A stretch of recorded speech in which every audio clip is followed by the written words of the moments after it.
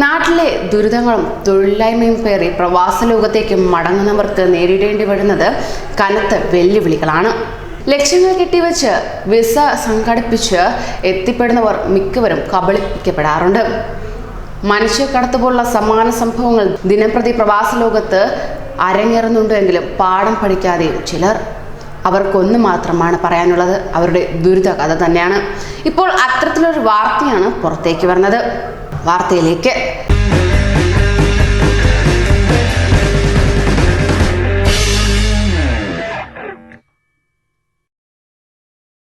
എറണാകുളം സ്വദേശിനിയെ ദുബായിലേക്ക് കടത്തി പിന്നീട് 2.75 ലക്ഷത്തിന് ഒമാനിക്ക് വിറ്റുവെന്ന വാർത്തയാണ് പുറത്തേക്ക് വരുന്നത്.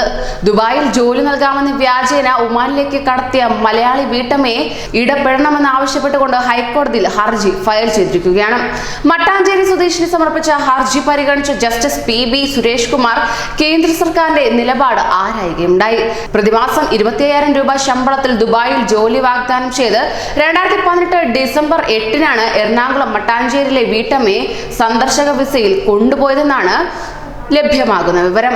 ആദ്യം ദുബായിൽ എത്തിച്ചെങ്കിലും പിന്നീട് റോഡ് മാർഗം ഒമാനിലെ മസ്കറ്റിലേക്ക് കടത്തുകയാണ് ഉണ്ടായത്.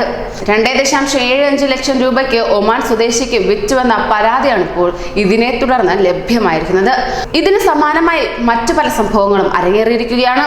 മനുഷ്യക്കടത്തിന് സമാനമായി കാനഡയിൽ ജോലി വാഗ്ദാനം ചെയ്ത് സംസ്ഥാനത്തിന്റെ വിവിധ ഭാഗങ്ങളിൽ നിന്ന് സ്ത്രീകൾ ഉൾപ്പെടെ 66 മലയാളികളെ ഖത്തറിലെത്തിച്ച് യുവതി തട്ടിയെടുത്തത് 3.5 കോടി രൂപയെന്ന വാർത്തയും ഇതിനോടൊപ്പം തന്നെ പുറത്തേക്ക് വരുന്നുണ്ട്.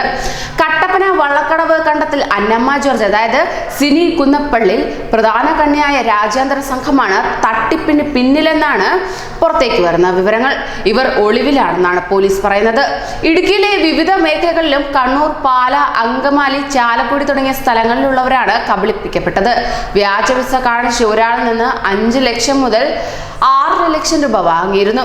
ഖത്തറിൽ കുടുങ്ങിയവരിൽ 18 പേർ ഇന്ത്യൻ എംബസിയുടെ സഹായത്തോടെയും ബാക്കിയുള്ളവർ സ്വന്തം പണം മുടക്കിയുമാണ് ഇപ്പോൾ നാട്ടിലെത്തിയിരിക്കുന്നത്.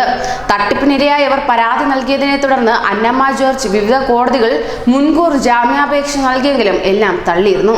നാട്ടിലെത്തിയ ശേഷം തട്ടിപ്പിനിരയായവരിൽ ചിലരെ കാനഡയിൽ വിടാമെന്ന് തെറ്റിദ്ധരിപ്പിച്ച് കൊല്ലം പത്തനാപുരത്തുള്ള മറ്റൊരു ഏജൻസിയിൽ കൊണ്ടുപോയെന്നും വിവരമുണ്ട്. ഇത്തരം ദാരുണമായ സംഭവകഥകളാണ് അരങ്ങേറുന്നതെങ്കിലും ആരും പാഠം പഠിക്കുന്നില്ല. കടം വാങ്ങിയാണേലും പൈസ കെട്ടിവെച്ച് പ്രവാസ ലോകത്തേക്ക് എത്തുന്നവർ മിക്കവരും കബളിക്കപ്പെടാറുണ്ട്. എന്നാൽ ആ പറ്റിപ്പിലൊന്നും വീഴാതിരിക്കാൻ അഭ്യർത്ഥിച്ചു കൊള്ളുന്നു. കൂടുതൽ സൂക്ഷ്മതയോടെ വേണം ഏജൻസികളെ തിരഞ്ഞെടുക്കാൻ. കൂടുതൽ പ്രവാസി വാർത്തകൾക്കായി ഈ ചാനൽ സബ്സ്ക്രൈബ് ചെയ്യൂ.